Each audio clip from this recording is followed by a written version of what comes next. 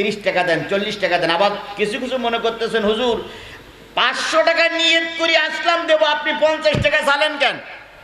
তাহলে কিয়ামতের দিন আমি আল্লাহকে দায়ী হয়ে যাব না? এই জন্য যারা 500 টাকা দেওয়ার নিয়ত করেছেন তারা দেবেন, যারা 5000 টাকা দেওয়ার নিয়ত করেছেন তারা দেবেন, যারা 50,000 টাকা নিয়ত করেছেন তারাও দেবেন। যদি মনে করেন হুজুর আমি 1,50,000 দেবো, তাও আমি ফিরেই দেবো না। আল্লাহ সবাইকে কবুল করুক। দেন সবাই পকেটে হাত দেন, আমিও হাত দিচ্ছি, সবাই হাত দেন, হাত দেন, কারণ হাত দেন, বের করে রাখেন, বের করে রাখেন, বের করেন, বের করেন, সবাই বের করেন। এই ছেলে ওখান বস, ওখান বস, ওখান বস। প্রতিবন্ধী একটা লোক, এই ছেলে প্রতিবন্ধী যদি 50 টাকা দেয় আর আপনি যদি 50 টাকার কম দেন, ফেরেশতা কিন্তু দেখতে চাও ছেলেরা তোমরা ভিডিও করে রাখবা। জি সবাই মিলে বের করেন, সবাই মিলে বের করে। ওই যে ছেলেরা গেছে দিয়ে দেন, ভাই দেন, মাশাআল্লাহ 500 টাকা। ভাই যারা উপরে আছেন দেন, দেন সবাই মিলে দেন, সবাই মিলে দেন, তাড়াতাড়ি তাড়াতাড়ি দেওয়ার পরে আমরা মূল আলোচনা চলে যাব। দেন সবাই দেন, সবাই দেন, পিছনে দেন। 5,000 টাকা 10,000 টাকা দেওয়ার মতন একজন লোক হবে না ভাই? 5,000 10,000 মতন দেওয়ার লোক কেউ নাই? 5,000 10,000 5,000 10,000 দেওয়ার মতন কেউ নাই? আল্লাহু আকবার। হ্যাঁ দিয়ে দেন, দিয়ে দেন, তাড়াতাড়ি দিয়ে দেন।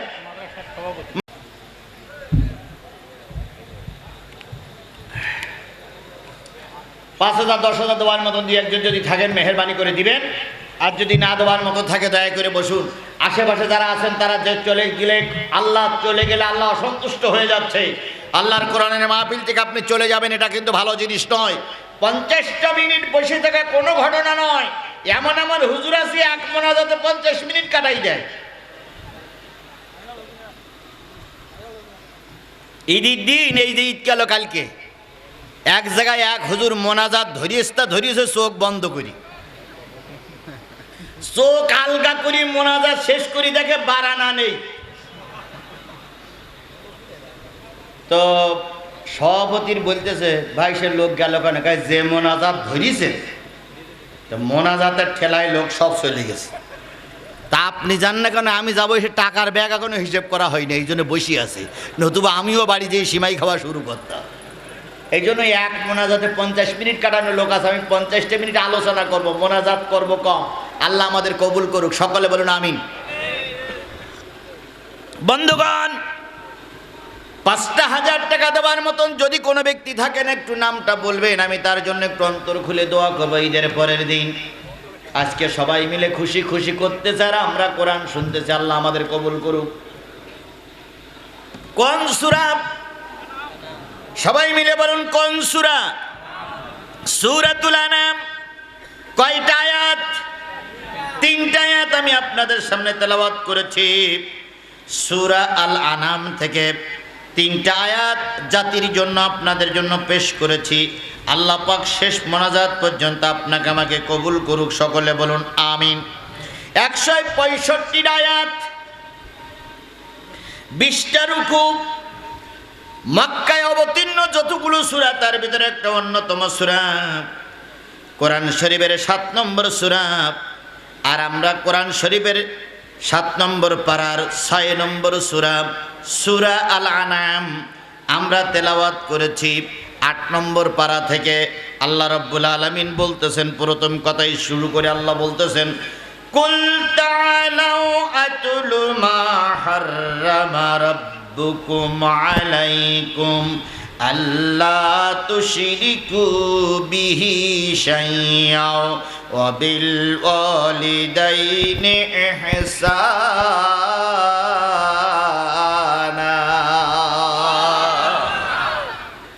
হে নবী, আপনি পাঠ করে শোনান সেই সমস্ত জিনিসগুলো, আপনি মানুষের কাছে পাঠ করে শোনান যা তোমাদের রব তোমাদের উপরে আর আমার রব আমার উপরে যেগুলো হারাম করেছিল এই জিনিসগুলো পাঠ করে শোনাও। হারাম মানে কি? নিষিদ্ধ। আল্লাহ যেগুলো নিষিদ্ধ করেছেন তোমরা তোমাদের মতন ইহুদিদের জন্য, আমাদের মতন মুসলমানদের জন্য, সেইগুলো পাঠ করে শোনাও, মানুষের কাছে পাঠ করে শোনাও। সেগুলো কি?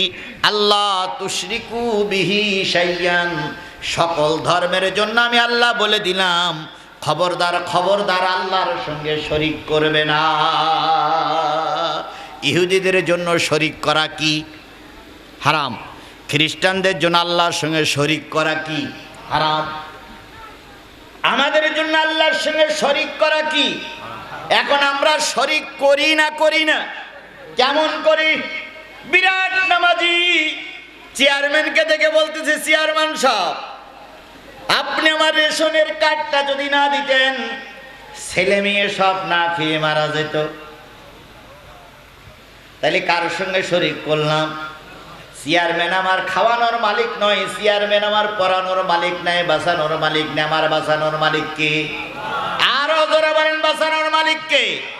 বাংলাদেশে দুইটা দল আছে, একটা ডাইনপন্থী আর একটা বামপন্থী।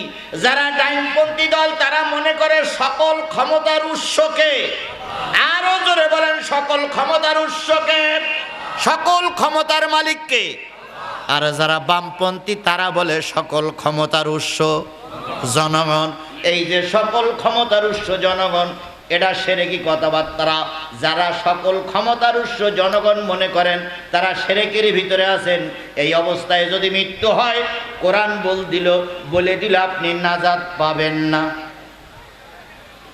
কি হবে হজ দিয়ে? কি হবে যাকাত দিয়ে? কি হবে মডেল মসজিদ তৈরি করে?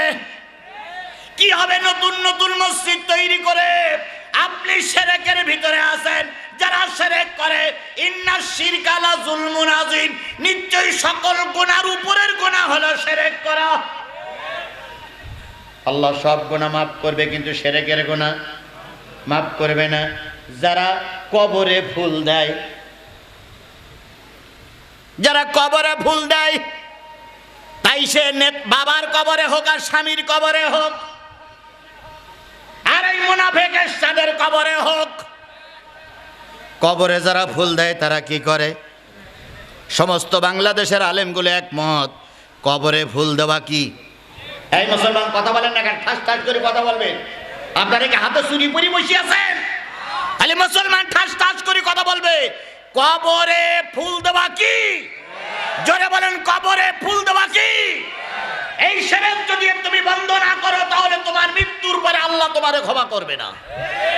অথচ এই শিরক আমাদের হর হামেশা চলতেই আছে। কয়দিন আগে চলে গেল 21শে ফেব্রুয়ারি, 3 ঠ্যাংনে বানাইয়ে 3 ঠ্যাঙের মাথায় ফুল দিয়েছে। এই 3 ঠ্যাঙের মাথায় ফুল দেওয়াটাও কি শিরক? তাহলে কবরে ফুল দেওয়া শিরক, নেতার মাজারে ফুল দেওয়া শিরক, এরপরে 3 বেদির মাথায় ফুল দেওয়া শিরক। 26শে মার্চে যে সমস্ত কাজগুলো করতেছেন বাংলাদেশের সব আলেম ওলামা একমত, এগুলো শিরক। এই শিরক মুক্ত জীবন যদি না হয়, তুমি হাস্যায় বলে কি হবে? আল্লাহ তোমারে মাফ করবে না। আর আমাদের দেশের হুজুররাও তথাকথিত কিছু 5-8 হুজুর, 5-8 গোলাম, এরা ওইগুলো উদ্বোধন করে। এরা এগুলো কি করে? ওই যে হাইকোর্টের সামনে একটা গ্রিক দেবীর মূর্তি নির্মাণ করা হলো, সেই মূর্তিটা ঢাকা ছিল কাপড় দিয়ে।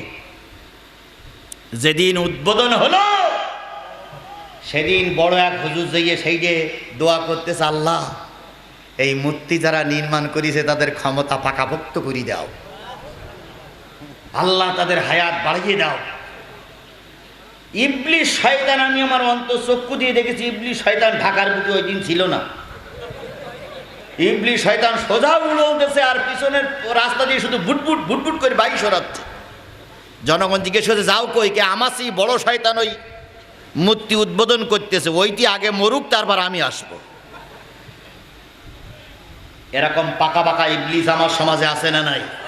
এই জন্য বন্ধুগণ, শিরক মুক্ত জীবন যাপন না করতে পারলে নাজাত পাওয়া যাবে। ঈমান আনার পরে সবচেয়ে বড় কাজ হলো শিরক মুক্ত জীবন। হযরতে বেলাল ঈমান আনলেন। কে ঈমান আনলেন? বেলাল ঈমান আনলেন। ঈমান আনার পরে টর্চারিং শুরু হলো, কম না বেশি? শুধু টর্চারিং নয়, শরীর থেকে কাপড়গুলো সব খুলে ফেললো। বেলালকে সম্পূর্ণ উলাঙ্গ করা হলো। মরুভূমির ময়দানে শুধু মারি নাই, পায়ে দড়ি বেঁধে বেলালকে টানতে টানতে টানতে টানতে উত্তপ্ত মরুভূমির পরে নিয়ে গেল। বিরাট একটা পাহাড় বুকের পরে চাপিয়ে দিল। হযরতে বেলাল যখন নবীজির কাছে আসলেন, নবীজি দেখলেন বেলালের পিঠে প্রায় 1 বিঘেতের মতন একটা গর্ত। নবীজি বললেন, বেলাল এত বড় গর্ত কিসের? বেলাল বলেন, ইয়া রাসূলুল্লাহ, ইসলাম গ্রহণ করার পরে কাফেরেরা আমার পর অত্যাচার করেছিল, আমার চর্বিগুলো গোশতগুলো সব খসে খসে পড়ে গেছে, আর ওই জায়গায় এত বড় গর্ত হয়েছে, সেই গর্ত আর কখনো পূরণ হয়নি। বেলালের পায়ে দড়ি বেঁধে টানতে টানতে টানতে টানতে ময়দানে নিয়ে যাওয়া হলো। হযরত বেলাল ময়দানে নিয়ে যাওয়ার পর বেলাল যখন আর কোনো কথা বলতে পারে না, তখন বেলালের যিনি মনিব ছিলেন তিনি এসে বললেন, বেলাল একটিবারের জন্য তুই বল, আমি তোর রব, আমরা তোর রব। বেলাল শুধু বলেন, আহাদ আহাদ আহাদ, এক আল্লাহ, তিনি ছাড়া আর কোনো ইলাহা নাই। বুকের পরে পাথর চাপা দেওয়া হলো। বেলাল পাথর চাপা অবস্থায় পড়ে আছে। কাফেরেরা চলে গেল। হযরত আবু বকর সিদ্দিক রাদিয়াল্লাহু তাআলা সংবাদ পাইলেন, খুঁজতে খুঁজতে বেলালকে পাইলেন। বেলালের মালিকের কাছে চলে গেলেন, বেলালকে কত টাকায় বিক্রি করবে? বেলাল বিক্রি হয়ে গেল।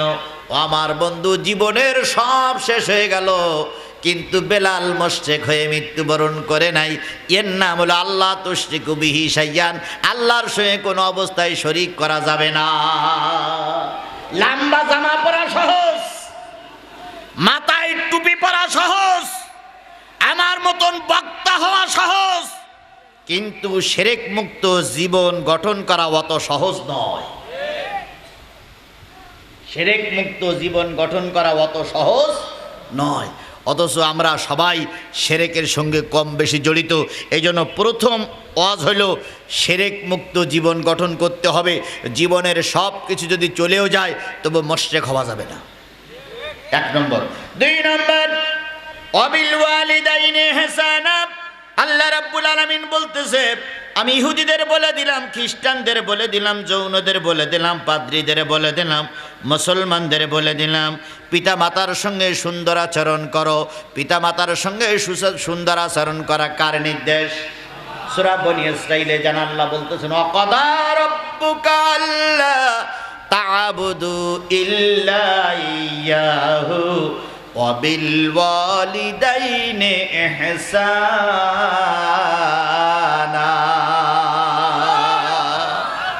কয়টা কথা হবে? 10টা। তার ভিতরে 1 নম্বর কি? কার সঙ্গে শরীক করা যাবে না। 2 নম্বরে পিতা মাতার সঙ্গে সুন্দর আচরণ করে। এটা কার নির্দেশ? আল্লাহ বললেন, বাজেট হয়ে গেছে, ফায়সালা হয়ে গেছে। আল্লাহর কাজ করার পর শেষে যার কাজ করবে আল্লাহর কাজের পরে তার যার কাজ করবে তিনি তোমাদের মা, তোমাদের বাবা। এই বাপ মা যাদের বেঁচে আছে, ও আমার বন্ধু, তাদের ঘরে 2টা জান্নাত ঘুরে বেড়াচ্ছে। নবীজি এক ওয়াজে বললেন, যারা মায়ের মুখের দিকে একবার তাকা বাবা